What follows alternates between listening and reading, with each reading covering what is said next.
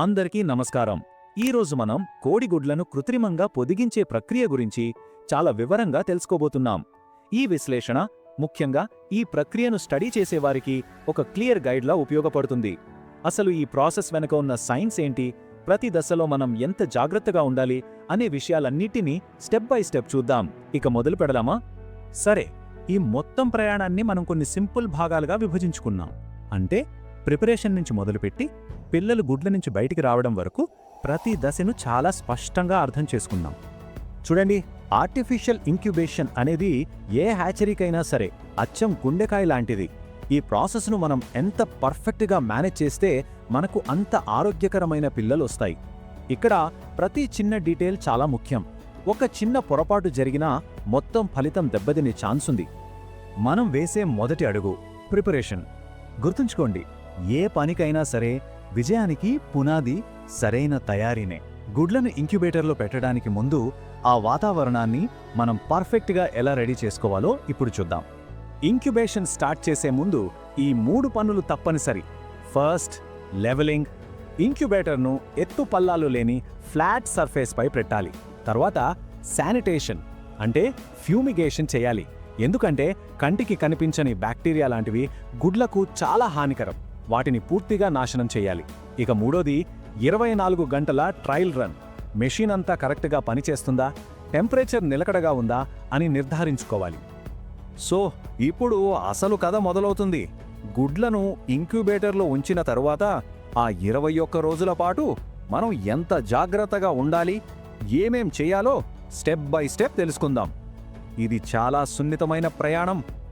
గుడ్లను ట్రేలలో పెట్టేటప్పుడు ఒక చాలా ముఖ్యమైన రూల్ ఉంది.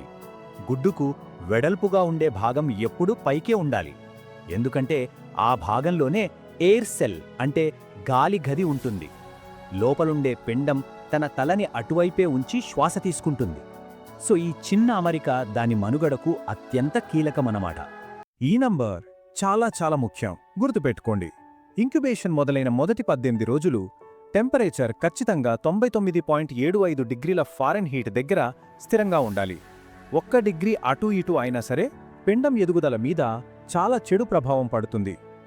కరెక్ట్గా 18 రోజులు పూర్తయ్యాక చివరి 3 రోజులు మనం టెంపరేచర్ని 99 డిగ్రీల ఫారెన్హీట్కి తగ్గించాలి.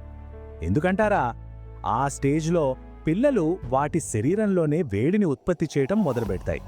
సో మనం బయట ఉష్ణోగ్రతను కొంచెం తగ్గిస్తే వాటికి వాతావరణం సౌకర్యంగా ఉంటుంది. వెంటిలేషన్, సింపుల్గా చెప్పాలంటే స్వచ్ఛమైన గాలి ప్రసరణ. మనకు శ్వాస ఎంత అవసరమో గుడ్డు పెంకు లోపల పెరుగుతున్న ఆ చిన్న ప్రాణికి కూడా అంతే అవసరం. ఫ్రెష్ ఆక్సిజన్ను లోపలికి పంపి అది విడుదల చేసే కార్బన్ డయాక్సైడ్ను బయటకు పంపడమే దీని ముఖ్య ఉద్దేశం. అయితే ఇక్కడొక కీలకమైన పాయింట్ ఉంది. ఇంక్యుబేటర్ లోపల గాలిలో కార్బన్ డయాక్సైడ్ అంటే CO2 లెవెల్ ఎట్టి పరిస్థితుల్లోనూ 0.5% కంటే ఎక్కువ ఉండకూడదు. ఆ లిమిట్ దాటితే పిండానికి ఊపిరాడనట్టుగా అయి అది బతకడం చాలా కష్టమవుతుంది. పిండాలు పెరిగే కొద్దీ వాటికి గాలి ఎంత ఎక్కువ అవసరమో చూడండి.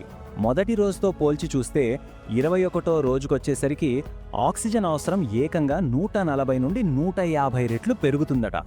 అందుకే కంటిన్యూస్గా మంచి గాలి ఆడటం చాలా చాలా అవసరం. ఇప్పుడు గుడ్లను తిప్పడం గురించి మాట్లాడుకుందాం. మొదటి 18 రోజుల పాటు గుడ్లను ప్రతి 3 గంటలకొకసారి, అంటే రోజుకు కనీసం 8 సార్లు తిప్పాలి. ఎందుకంటే ఇలా తిప్పడం వల్ల పిండం గుడ్డు పెంకుకు అంటుకుపోకుండా ఉంటుంది. కానీ గుర్తుంచుకోండి, చివరి 3 రోజులు అంటే 19, 20, 21వ రోజుల్లో గుడ్లను అస్సలు తిప్పకూడదు. ఆ సమయంలో పిల్లలు పొదగడానికి సరైన పొజిషన్లోకి వస్తాయన్నమాట.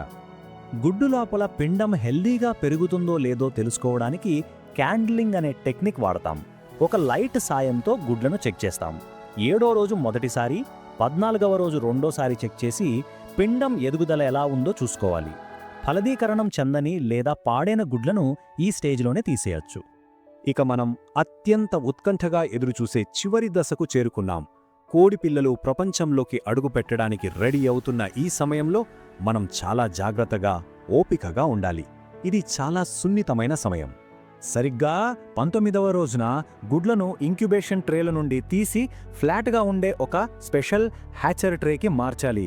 ఎందుకంటే పిల్లలు పెంకును పగలగొట్టుకుని బయటకు వచ్చాక సేఫ్గా నిలబడటానికి ఈ ట్రేలు చాలా అనువుగా ఉంటాయి. ఈ హెచ్చరికను చాలా సీరియస్గా తీసుకోవాలి. పిల్లలు బయటకు వచ్చే ప్రాసెస్లో పెంకు మీద చిన్న చిన్న క్రాక్స్ వస్తాయి. ఆ టైంలో కంగారు పడి ఇంక్యుబేటర్ డోర్ను పదే పదే తెరిస్తే లోపల టెంపరేచర్, తేమ అదుపు తప్పుతాయి. దీనివల్ల బయటకొచ్చే పిల్లలు వీక్గా, అనారోగ్యంగా మారే ప్రమాదం ఉంది. సో చాలా ఓపిక పట్టాలి. సరే, ఇప్పటివరకు మనం నేర్చుకున్న అతి ముఖ్యమైన అంశాలన్నింటినీ ఒక్కసారి క్విక్గా రివైజ్ చేసుకుందాం. విజయవంతమైన హ్యాచింగ్ కోసం ఈ సూత్రాలను తప్పకుండా పాటించాల్సిందే. గుర్తుంచుకోవాల్సిన కీలక అంశాలు ఇవే. 1. ఖచ్చితమైన టెంపరేచర్. 2. మొదటి 18 రోజులు క్రమం తప్పని టానింగ్. 3. మంచి వెంటిలేషన్. 4. గుడ్ల సరైన పొజిషనింగ్. 5. క్యాండ్లింగ్ ద్వారా రెగ్యులర్ మానిటరింగ్. ఇక ఆఖరిది హేచింగ్ టైంలో సంపూర్ణమైన జాగ్రత్త. వీటిలో ఏ ఒక్కటి మిస్ అయినా మన ప్రయత్నం వృధా అయ్యే అవకాశముంది. ముగించే ముందు ఒక్కసారి ఆలోచించండి. ఈ మొత్తం ప్రక్రియ ఒక గొలుసుకట్టు లాంటిది. ప్రతి లింకు చాలా ముఖ్యం. మరి ఈ కీలకమైన దశలలో ఏ ఒక్క లింక్ బలహీనపడినా, అంటే ఏ ఒక్క స్టెప్లో పొరపాటు జరిగినా ఫైనల్ రిజల్ట్ మీద దాని ప్రభావం ఎంత తీవ్రంగా ఉంటుందో ఊహించండి. ఈ విశ్లేషణ మీ అధ్యయనానికి ఉపయోగపడిందని ఆశిస్తున్నాను. ధన్యవాదాలు.